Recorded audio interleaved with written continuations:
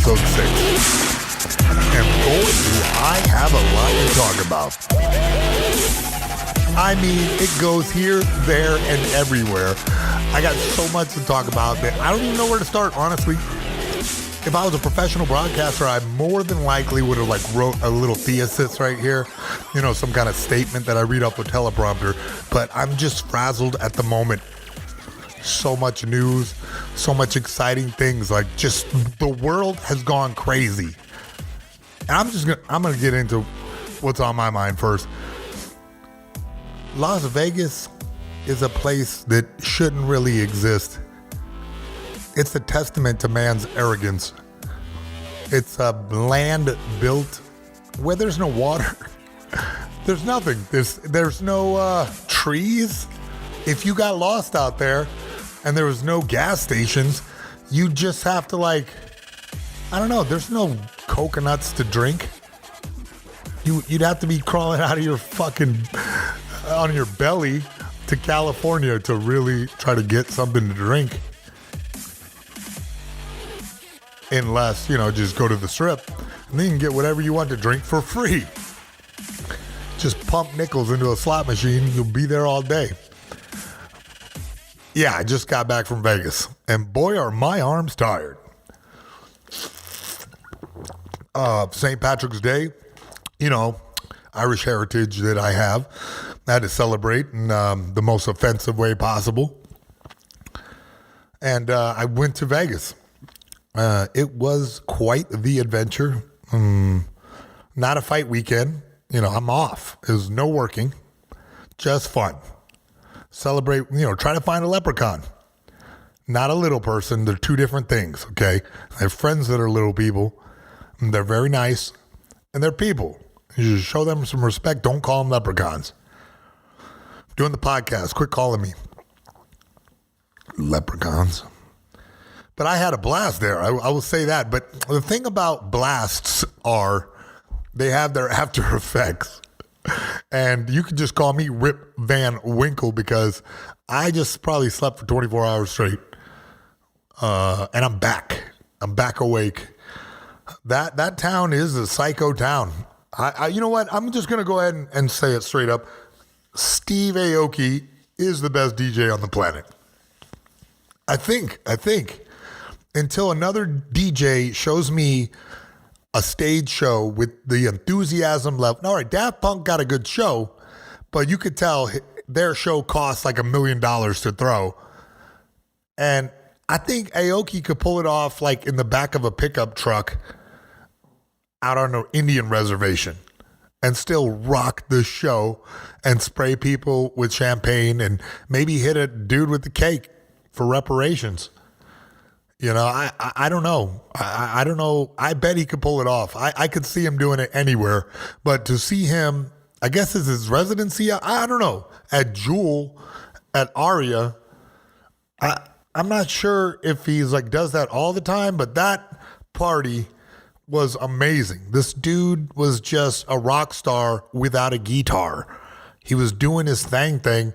I just couldn't believe that I was there to witness it live. And to see all the people who came from out of town, just these randoms. This one homie, a monkey, came up to me from Utah. This dude rolled up on me and I was like, "Are you from Utah?" Yes, I am. This guy and his homie, they look like Hackerman and Kung Fury. For some reason, these dudes were the coolest dudes I ever met from Utah. They were jumping up and down to Aoki beats. You like that number. But then all of a sudden, everybody scream. And then everybody screams. Yeah, I'm really not doing it justice. I'll just tell the truth. I need a whole backup dancers and to really show it off. But it was an inspirational performance. So inspiring that, I'm just going to keep it short. Long story short, I pissed off my date. Thanks a lot, Steve Aoki. And I had trouble getting back.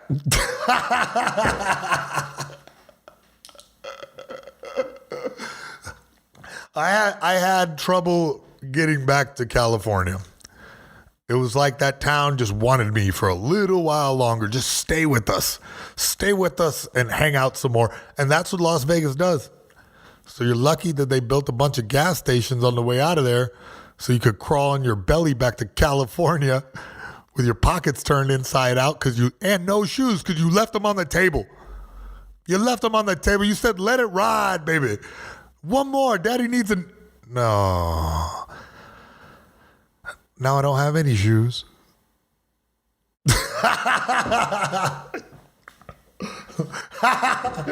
But, I'm back. I'm safe in one piece. I still love y'all. I love everybody. Man, the internet was going nuts. Thanks a lot, guys, keeping me going about the podcast. Look, I heard Chael and Vanderlei Silva is fighting. And I'm just amazed at how Chael could run his mouth so well that we forgot that he just got his ass whooped by Tito like a week ago. We're like, yeah, he totally deserves to fight one of the best fighters of all time. Totally. What? Son of... I just... It's beautiful. That's a nice fight. And I heard it's going to be in New York. And that's another thing I'm excited about. MMA in New York. I know it's happened already in the milestones past, but I don't know. I've been going to New York since I was a lowercase G, and they never had MMA there. Matt Serra was there, all the time. Joe D'Arcy was over there. Renzo Gracie had a gym there. You would think that the meanest, toughest Gracie of all time, I think pretty much. I mean, look, there's a lot of great Gracies out there, great athletes, but I don't know, man. Renzo Gracie was like the New Yorker Gracie for real. Step on the back of your head after he taps you out.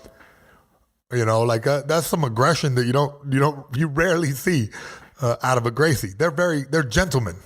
They try to tap you out with a smile on your face, and then sign you up to 6 months of Gracie Jiu-Jitsu. I think that they do a good job. Steve Aoki did a good job. Just every once in a while, the beat would drop and he would just spray the whole audience with this crazy jets of I don't know, man, looked like lighter fluid from far away, but it smelled fine and it was cold. It was a cold jet blast, just like Willy Wonka's chocolate factory. Imagine this type of blast of fluffy goodness. That's what he hit everybody with. And there was go-go dancers, but you didn't really notice them that much. They were beautiful, but they weren't overly sexual. They were just good dancers. That was dope. I mean, it was just, what the hell was I talking about? Fuck. It doesn't matter. I'm just going to move on. And just talk about the fucking bum out crazy shit. War Machine is going to jail, going to prison. I say good riddance to bad rubbish. He fucked up. There's no excuse for it. And I was fucking pissed too because I had a fake domestic against me and this fucker going real domestic. So now everybody puts our name together. Well, what the fuck? I had nothing to do with that. I think Christy Mack is an American treasure and the internet is glad to have her. Just fucking terrible, just ridiculous drama, and I feel like Forrest Gump. That's all I'm going to say about that. But I have to address it, I guess, because it's news. I got to talk about the news. You're not going to sit here and listen to me talk about Donald Trump for 45 hours. No, we have our MMA world news, and I'm sure. Look, all the little micro dramas and the little drama that happens in your gym. Yeah, it's every gym, and everybody has it. A mixed martial arts is its own culture, and I'm proud to be a part of it. I hope that we can shape it into something positive. Them little kids are coming up now. Those little kids are coming up. They're training hard. They're 6, 7, 8, 9. I mean, and all the way up to the little kid that you are right now. I know I am. Because I love to play with my friends We grapple all day. We box each other. Look, the weird thing is, right? It's hard for me to have a friend that I don't occasionally punch in the face or occasionally choke him, or occasionally let him get on my back and choke me so I can strengthen up my neck. That's a good technique you guys should try. Vegas voice. How do you stay hydrated when it's negative 1,000 humidity? When the entire universe is trying to steal every drop of water out of you, the sun is beating down in your eyes heavily, and you don't understand, why am I still dehydrated? Why? 3 bags of IVs. Why am I still dehydrated? Some needles that you plug into your body just fill you with saline solution, like all over your body, like Wolverine, and you're still dehydrated. Just guzzling water till you vomit. Still dehydrated. Well, how do you do it? How do you do it? Yeah, you know what? You don't. I've seen the people who live in Vegas. They look like carpet bags. You know what I mean? Like held up by nicotine and alcohol. Their skin is hanging off. If you live in Vegas for a long time, you start to look like a Shar-Pei. Like a brown Shar-Pei that nobody will let their dog play with at the dog park. Because like a slobbery, like mean. I think it makes you mean to be dried out all the time. I don't know. You know what? I take that back. Because the lady at the check-in was the sweetest lady I've ever met. So I don't even know if she had any hospitality courses in her resume. I mean, possibly she went to, like course after course of like how to be nice, even when the guest is a belligerent drunk idiot or doesn't speak English or just is a generally bad person. Like you have to deal with all those kind of people, and just have a smiling robot face. Nah, but this lady went above and beyond. She was super enthusiastic. Like, hey, yay. It's like I felt like I was going on a ride at Disneyland. So, I mean, she had that going for her and didn't even have to wear no ears. This coffee probably not going to hydrate me. I'm going to tell you guys the truth. If you're drinking coffee all the time and you feel like shit still, you're probably dehydrated. That's like a little tip there. Because I've been working out hard, training good, and hydration is of max importance. Also eating some damn vegetables. I remember when Hulk Hogan told me to eat my vegetables when I was a little kid, and I didn't really understand. I mean, I think school lunch counted pizza as a vegetable because it had sauce on there. But if my mama would have packed me a lunch with some celery and an orange, I would have threw that shit in the trash, probably. Honestly, you know what? At a certain age, I went, oh, okay, I have to eat good if I want to perform good. Okay, so I'm going to snack on some spinach, like some taquito chips. And I don't know, that sounded like 14-year-old me, I think, or 15. I can't remember which voice that was. But at some point I like read a book or somebody told me in the gym, no, you eat this, this, and this. And I don't know, I guess this is my opportunity to tell you to eat this, that, and this. I think pretty much if you want to lose some weight and you want to kind of be focused physically to eat correctly a little better, it's pretty easy. Like before you work out, you eat carbs. After you work out, you eat protein. And in between there, okay, because carbs is anything that's like, breaks down kind of slow. Pasta, bread, what the hell, this kind of stuff. Like, I mean, any fruit or vegetable is technically carbs, but they're so fibrous carbs, that they give you some good energy, not some condensed energy where, like sugar, where you're going to hang on to it. So you got to eat some damn oatmeal and then get a workout, right? For example, and burn off that oatmeal, right? Then come back and get some protein It's pretty simple in that regard. The tough part is, in between those two fun ones, you got to stick a boatload of vegetables in there. I think the easiest way is to blend the damn things up and take them like a shot. Like I'm talking a big shot too, 16-ounce shot. It'll change your whole lifestyle. You blend up some damn drink. Man, I'm telling you, it's done it for me multiple times. And it's not all fruits and berries, okay? You can't be losing weight by eating 65 pounds of strawberries a day. It's got to be spinach, broccoli, kale. Okay, these are your like hardcore ones, right? First, spinach, broccoli, kale. What else? What do you got? Because that's green right there. Now, have some fun. Chuck a couple of apples in the blender. Cut the fucking seeds out, okay? You can make arsenic out of those. So don't eat them. That's the point. Cut the seeds out. Toss them in there, okay? Have a little more fun. Have some grapes. Okay, now stick some celery on top of that.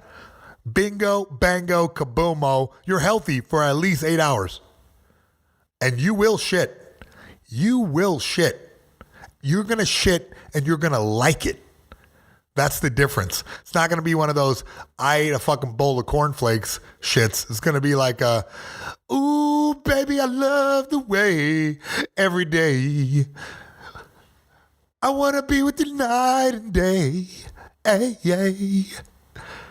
Ooh, baby, I love the way you shit on the toilet. That's some real love right there.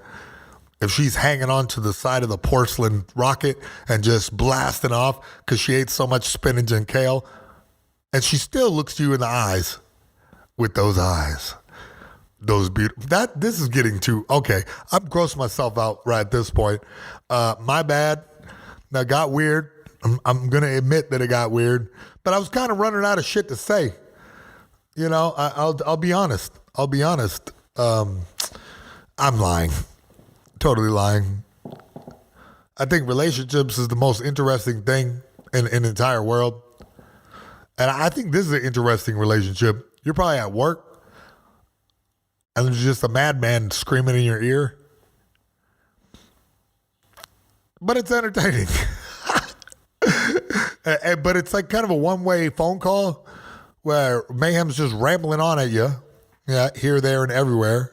And, you're just going, yeah, sure, Mayhem.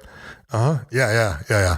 Which I love, I don't mind. My mom does that to me, and I appreciate it because I get to hear about like the new wiener dog and how he's doing. She's going to cut his balls off. She did cut his balls. Oh, damn. So I get this like quick tweet of everything that's going on. And this is that version of that.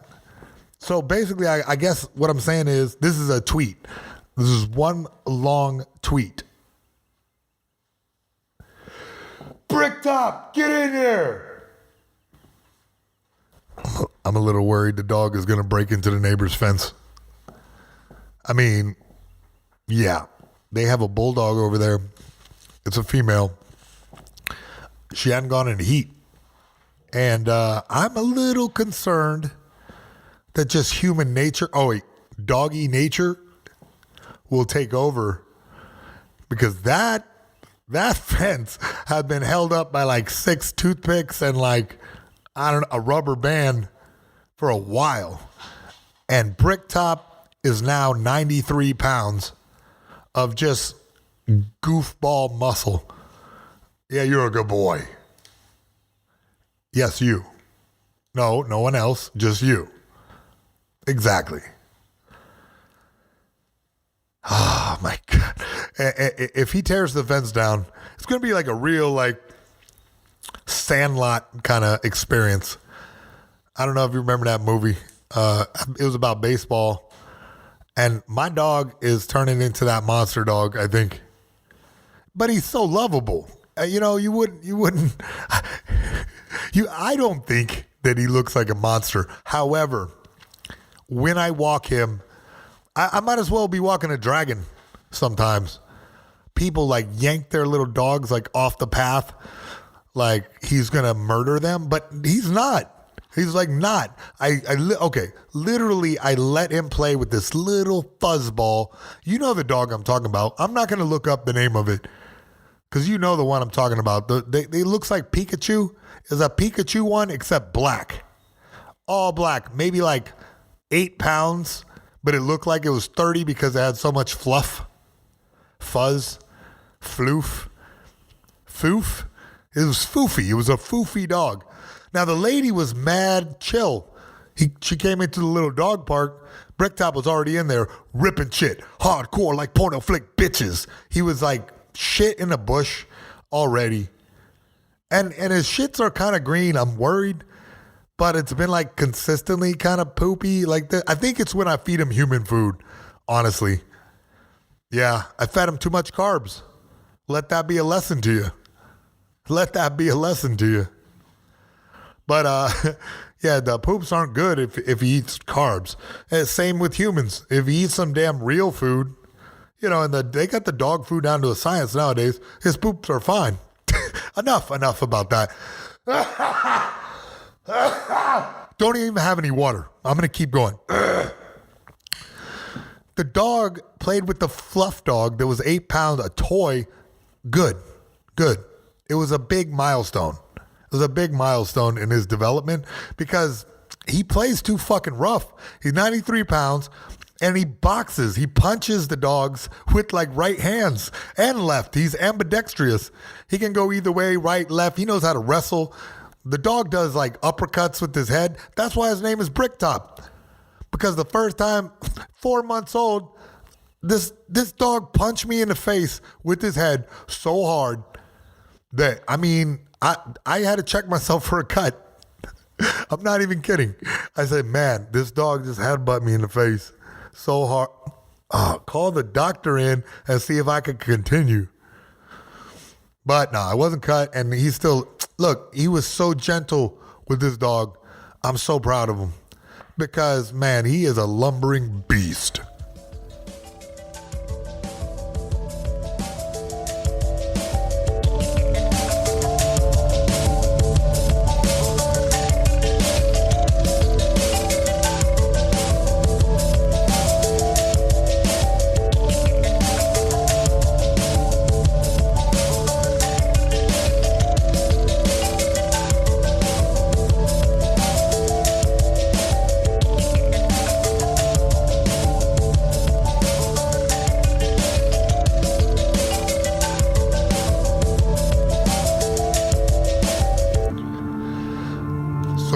Back in 2003,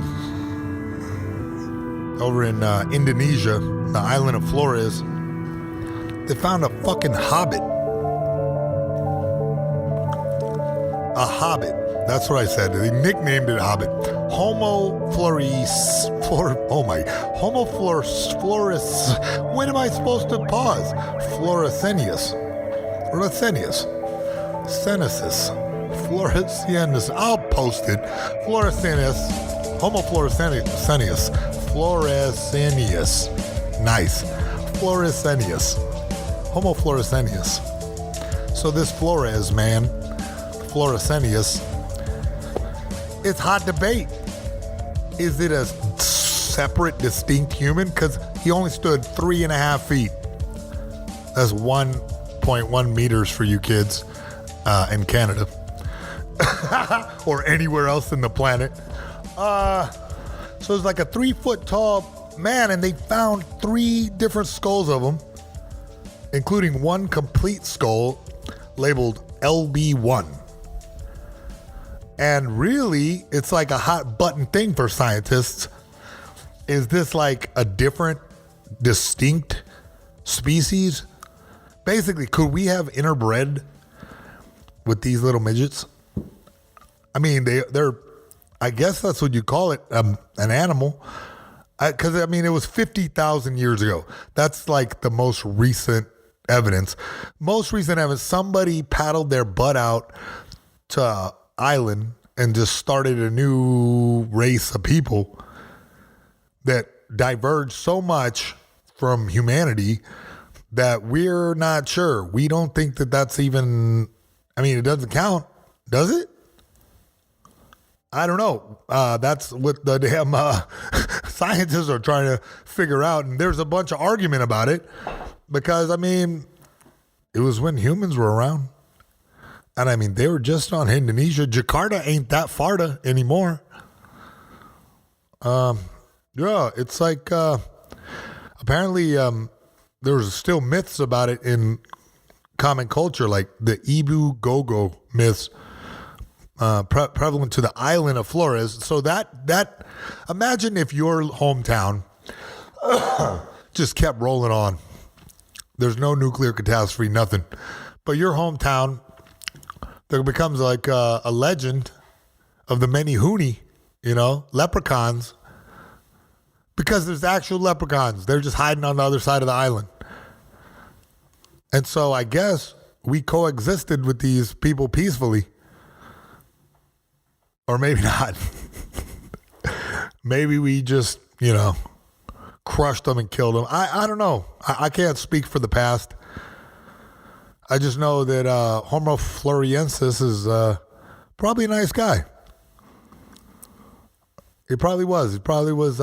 I'm going to guess because they say that they found their teeth, that they ate mostly like plants, I guess.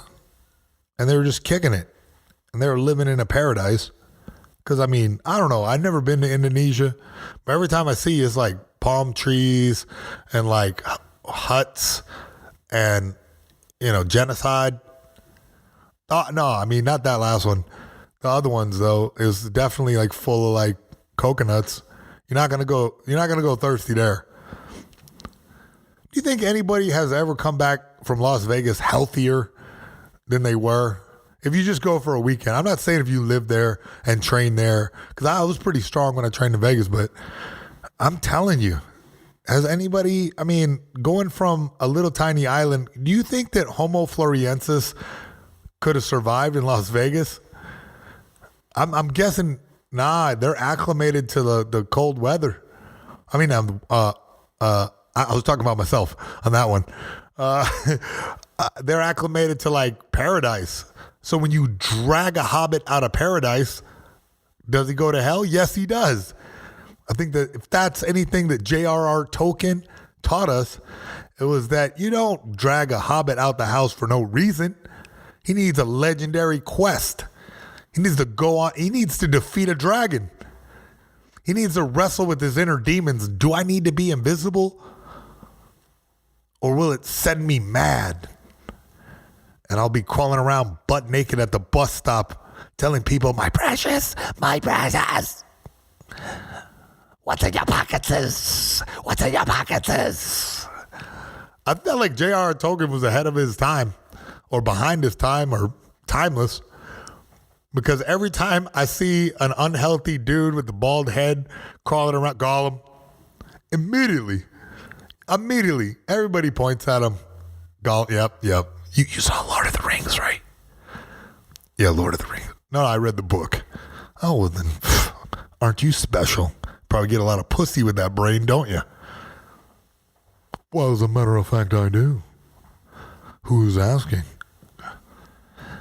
Me, my precious. What's in your pockets? Man, I hope you learned something from that. Homo floresiensis, man, Flores, man, it's a hot button issue. I wonder if the science is in. If somebody will text me, or call me and tell me the truth, I'll send you a t-shirt, I think. Or I think we got a new t-shirt deal and sponsor and something. I'll give you some kind of shirt that you can tell me if there's any more updates on this. Because I don't really feel like Googling it no more. I'm about done. No, I'm not. Who am I lying? Who am I lying to? I want to figure this out. Because if it's a pygmy, if it's just a regular person that kind of, I think it would make sense that over enough years, if you only have one island and it's like pretty much one family living there, well, a few, because you got to interbreed, that eventually the gene for being smaller will take over. And it would just make sense because I've already read about pygmy elephants And a pygmy elephant is like an elephant that got separated, went to an island, and then suddenly they're all small because there's a limited amount of food. So over time, you can only eat so many calories. The ones that aren't smart enough to eat going to die off. That's just science. You can't argue with that. And then the ones that keep banging are going to have to get smaller because we ain't got no food on this island for you to be getting up to woolly mammoth status, all right? I'm going to cut back on your carbohydrates, all right? I'm going to cut sugar out of your diet completely. No refined sugar. Don't do it at all. It's just going to harm you in the long run, okay? And, we'll grow to baby elephants together. Baby elephants. You know what? That's what Bricktop is. He's a baby elephant. The size of his dung is just tremendous. I needed 2 hands with the shovel. It's not like a little baby shovel that you use to build a sandcastle. I'm talking it's a heavy duty shovel. And I think it's almost like it's harder to have this dog than an infant. I think that at least the infant shits his pants. This dude shits wherever he wants, and he's like, go ahead and find it. Go ahead and find it. You're going to find it, and you're going to drag it right back in the house. So unless, I find a dude who wants to shovel the shit every 5 minutes, I'm destined to step in some poopies. You know what? The termite guys are coming. I'm just going to leave some poopies for them. So it's just one big surprise. Everybody gets to be surprised. And a little Bricktop surprise for you. Nah, then they're going to track it in my house. And then, look, that's karma. That's karma. You're going to be a dick, it's going to come right back on you. He absolutely will. And then I'll just be wading through pig shit because my Bricktop is a piggy. And he can't stop eating carbohydrates. You son of a pig. You literal son of a bitch. You just sleep all day, you son of a bitch. I loathe and detest your work ethic. Why don't you get up and show you're worth something? And how will you do that? I'll tell you how to do it. 30 for 30, baby. 30 for 30, baby. It's the new workout craze taking over the nation. At least my gym it is, because I've ran a few people into the dirt with it, and it's pretty easy to do. I'm going to tell you how to do it, because you got to get kind of psyched up, and it depends on what the hell setup you've got, like what your gym has, or even you could do it at home pretty much. Because it's not rocket science, folks. If you get up off your ass and do the work, then suddenly you get the results. And the main thing is making it easy enough for yourself to stay focused on doing the work. And I'm going to tell you how, okay? Set up stations. I want you just to start with 8 stations, only 8. Hey, and if you're really out of shape, fuck it, just do 5. Okay?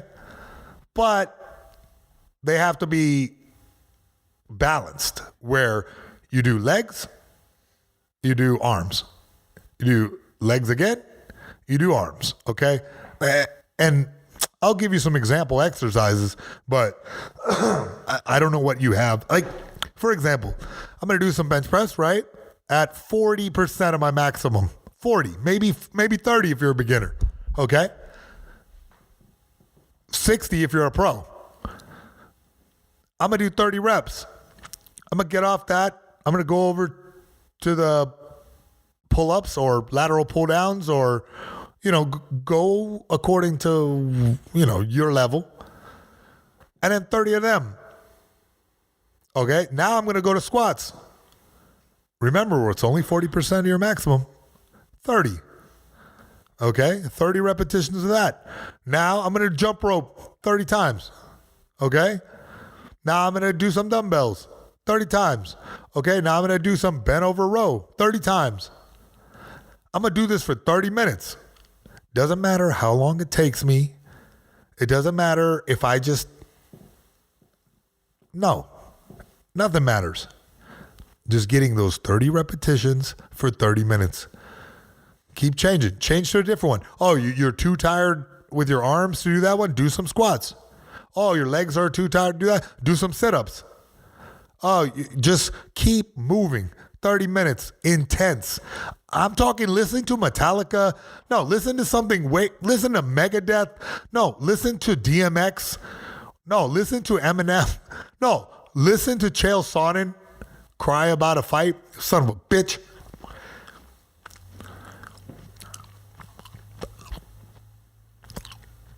All right. Do the work. Do the work. That's what I'm trying to get you to do. Do the work. It's a simple workout.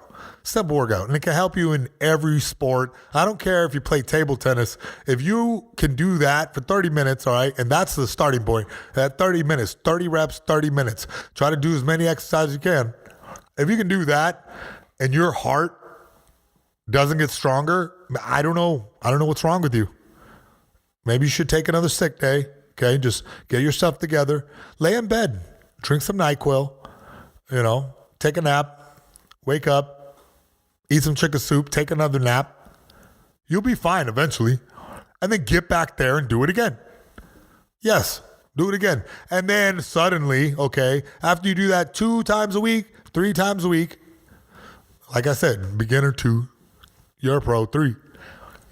Do that 3 times a week. Mixed in with your other workouts. If you can start to get where you can do it 2 to 3 times a week, suddenly everything happens. You feel great.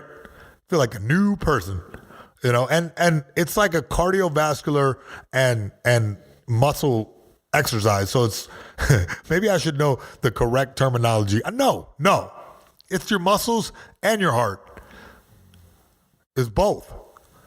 So I'll just call it what it is. Muscles and heart workout. And, I'm telling you, it'll take you up to the next level. I owe it to you as a black belt and as a professional to share with you the martial arts knowledge that I have. Even if you are not a martial artist, I just want to let you guys know what we go through, I suppose. Oh, man. I'm having fun. I hope you're having fun.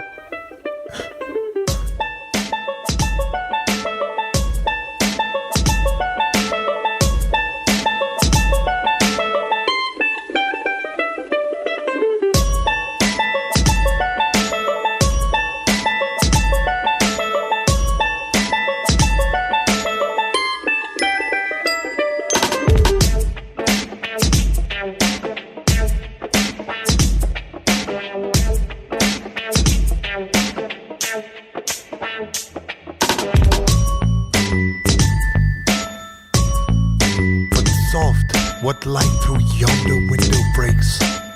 It is the east, and Juliet is the sun.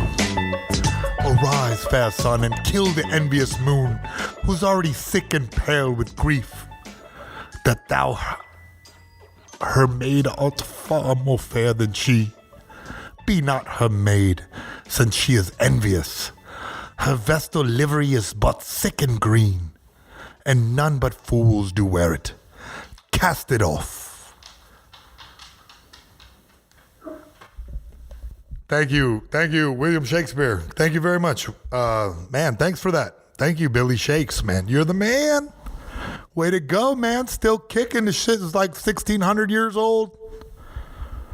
2017, Mayhem Miller is reading Shakespeare. Still, the ring's true today. I don't know what that means anyway.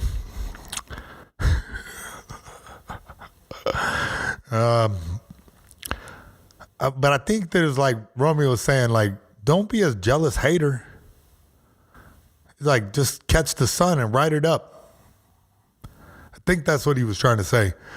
He was like yelling outside her window, which I guess is the time to do that. Back in the day, that was like text messaging. That was like shooting text back and forth. You just hang outside the window like, yo, hey, don't be jelly. That's like your girlfriend. Your girlfriend's jelly. You just be cool. Yeah, it's all good. Just like, yo, come get with the dawn. And then you roll up and pick her with fluffy pants. You know what I'm saying? And take her on your horse. No, not horse. You got a carriage. Take her upon your carriage and put her on thy knee and spank thee right upon the buttocks. I don't even know if they said buttocks back then, did they? Oh, see, buttocks is like probably a recent invention, where buttocks is like the technical term for your hindquarters, your gluteus maximus muscle, combined with like, I don't know, the bottom of your latissimus dorsi. No. I don't know. The buttocks makes up a bunch of muscles, I'm sure. The latest trend, we're going Brazilian style. I remember when all it took to be a hot chick in America was blonde hair and big titties. Boy, how times have changed. Instagram is like the ass channel.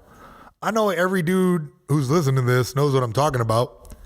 And you know what? And I think it was time for a change anyway.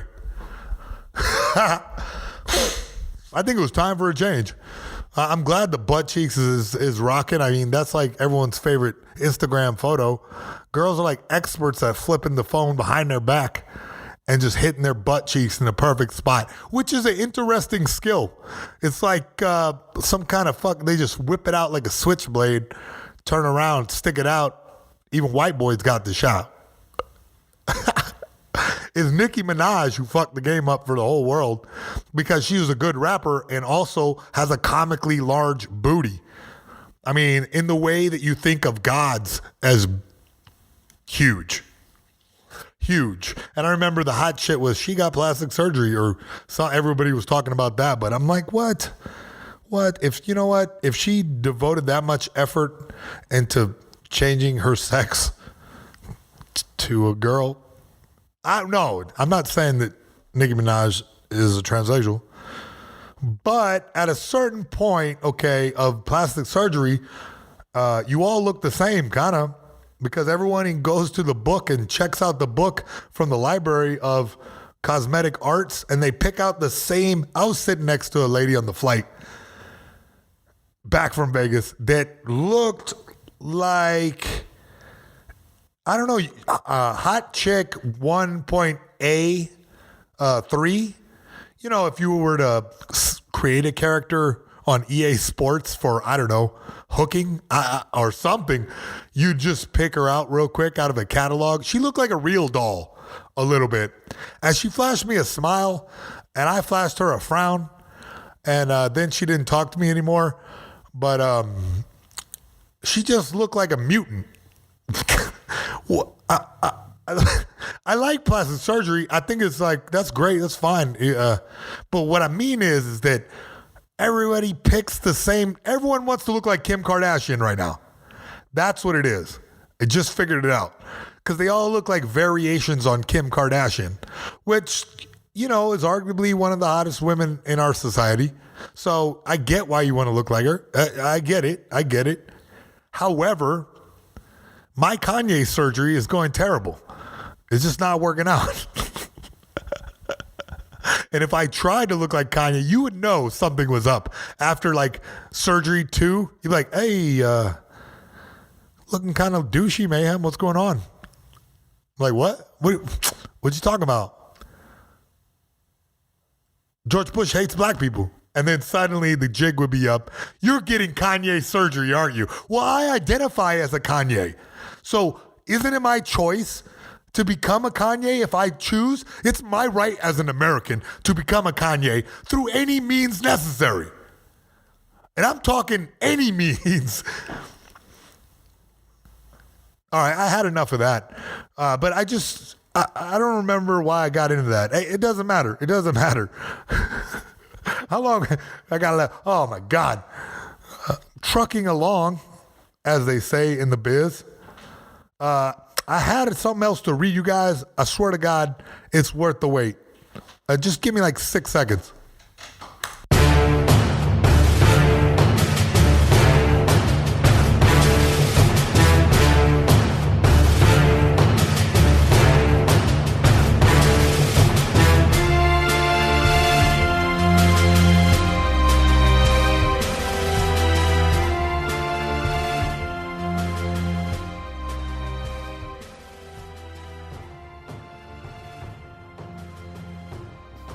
Be seated.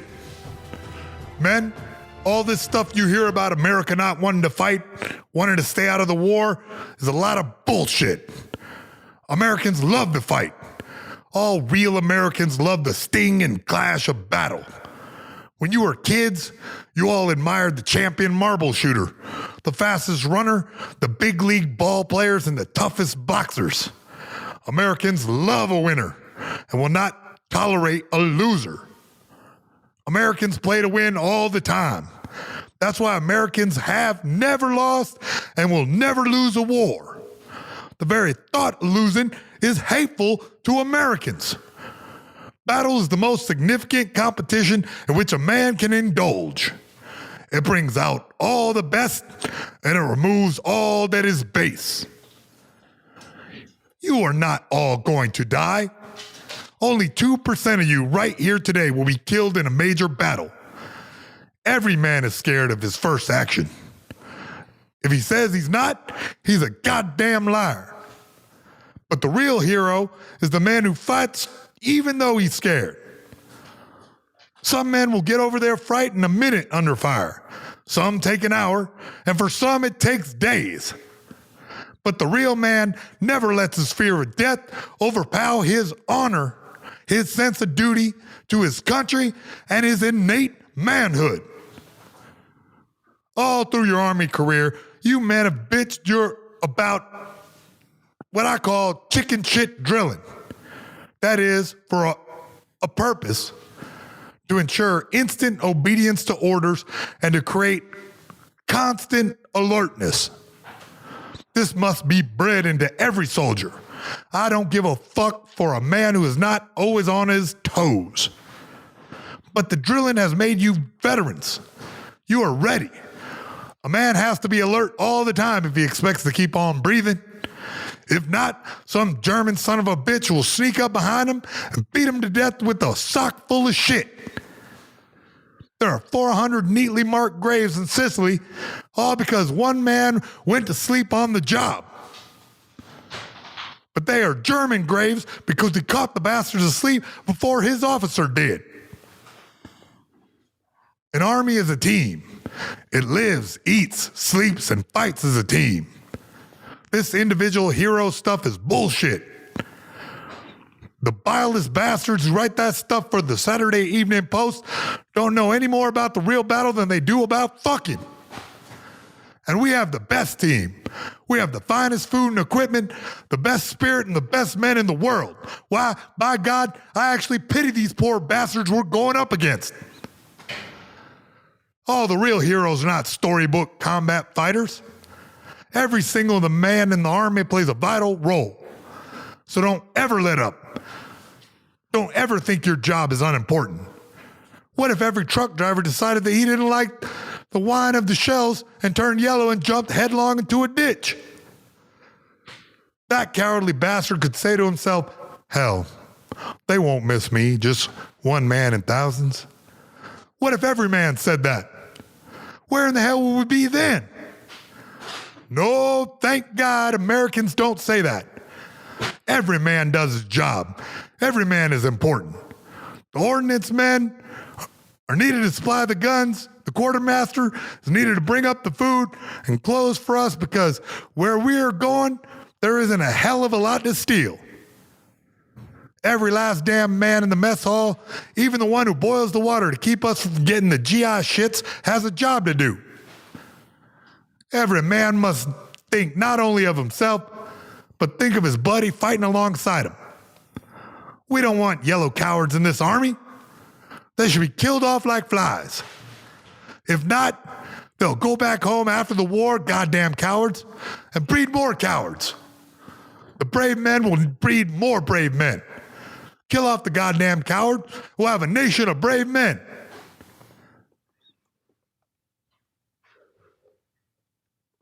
Sure, we all want to go home. We all want to get this war over with. But you can't win a war lying down. The quickest way to get it over with is get the bastards who started it. We want to get the hell over there and clean the goddamn thing up and then get to the purple pissing Japs. The quicker they're whipped, the quicker we go home. The shortest way home through Berlin and Tokyo. So keep moving.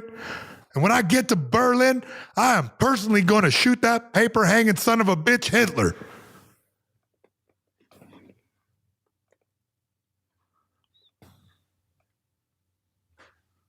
There will be some complaints we're pushing our people too hard. I don't give a damn about such complaints. I believe that an ounce of sweat will save a gallon of blood. The harder we push, the more Germans we kill. The more Germans we kill, the fewer of our men will be killed. Pushing harder means fewer casualties.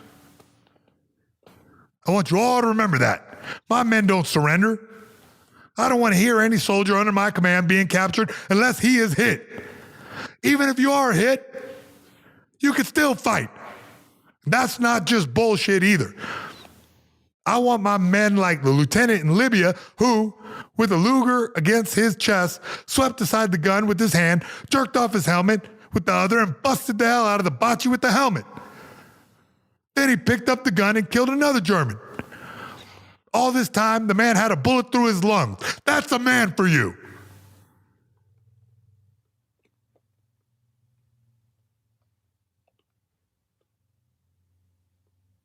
There's one thing that you men will be able to say when this war is over and you get back home. 30 years from now, when you're sitting by your fireside with your grandson on your knee and he asks, "What did you do in the Great World War II?" You won't have to cough and say, "Well, your granddaddy shoved shit in Louisiana." No, sir. You can look him straight in the eye and say, "Son, your granddaddy rode with the Great Third Army. And a son of a goddamn bitch named George Patton." All right, you sons of bitches, you know how I feel. I'll be proud to lead you wonderful guys in battles anytime, anywhere. That's all.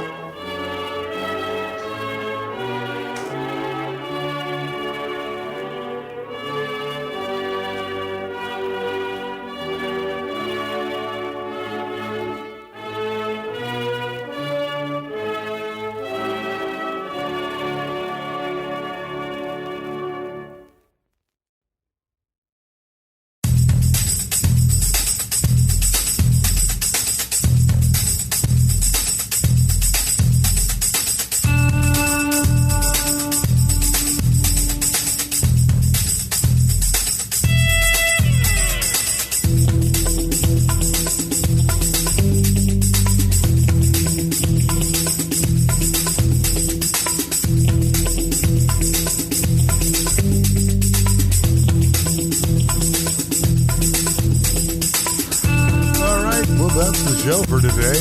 I hope you had fun. Hope you learned a few things. What did we learn today? Let's see. Shakespeare was the man at being a Mac Daddy. Steve Aoki is probably the best DJ on the planet. And George Patton still knows how to get the ladies' panties in a bunch, even all these years later. When Germans are pretty cool. Make slick cars. Really appreciate you guys listening in. And look, I'll be on the Twitter. I'll be on the Facebook. I'll be on that Snapchat, really. And I'll be fielding questions from you. Because this thing is off the chain. What else did we learn? Mayhem is really that crazy. Mayhem will really do that. He will really go there. And he's not afraid. He's not afraid. I'm not ducking fights like you boys out there in Duckland, Duckton. Yeah. Fight any man, anywhere, anytime. And look, is that the smartest thing to do for your career, Nick Diaz? Probably not. But, you know, every fighter has his choices to make.